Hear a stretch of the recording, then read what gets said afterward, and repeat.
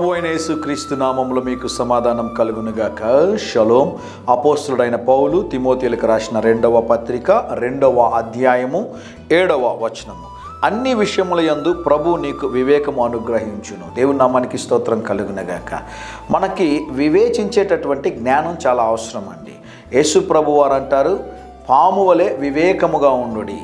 మరి ఏదేను వనంలో ఉన్నటువంటి ఒంటరిగా ఉన్న హవ్వ దగ్గరికి వచ్చి పాము చెప్పే మాట ఏంటి అంటే చాలా యుక్తిగా, మీరు ఈ చెట్టు పండ్లను తిన్నట్లయితే దేవదూతల వలె అవుతారంటాడు. వాస్తవానికి అప్పటికి ఆదాము హవ్వలు దేవుని యొక్క రూపంలోనికి చేయబడ్డారు. గమనించండి ప్రియులరా.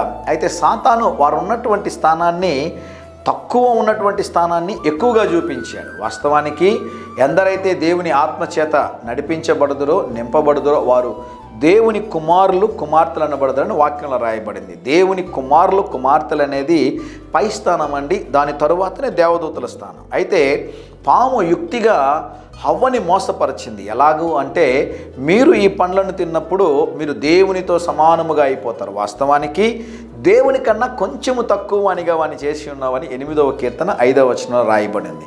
ఈ లోకంలో మనం ఉన్నప్పుడు సాతాను అనేక సార్లు నేటికి కూడా చాలా యుక్తిగా మనల్ని పాపంలో పడగొడతా ఉంటాడు. కనుక మనము జ్ఞానంగా ప్రవర్తించవలసిన అవసరం ఉందని దేవుని సేవకుడుగా మీకు జ్ఞాపకం చేస్తున్నాను. కొంతమంది ఈ రోజు నుంచి నేను ఆత్మలో నింపబడి ప్రార్థనలో ఉండాలని నిర్ణయం తీసుకుంటారో ఆ రోజే ఎక్కువ తప్పులు చేస్తూ ఉంటారు.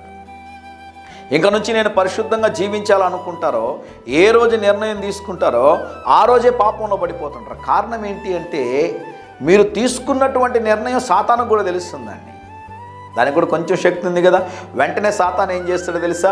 నీకు ఏదైతే బలహీనత ఉందో దాన్ని యుక్తిగా ఆలోచన చేసి నిన్ను ఆ పాపంలో పడిపోయేటట్లుగా చేసి దేవునికి దూరం చేస్తాడు. కనుక నిత్యము యుక్తిగా ఉన్నటువంటి సాతానుని జయించాలి అంటే పరిశుద్ధాత్మ దేవుని యొక్క సహాయం మనకు కావాలి. ధైర్యంగా ఈ దినాన్ని ఎదుర్కోండి.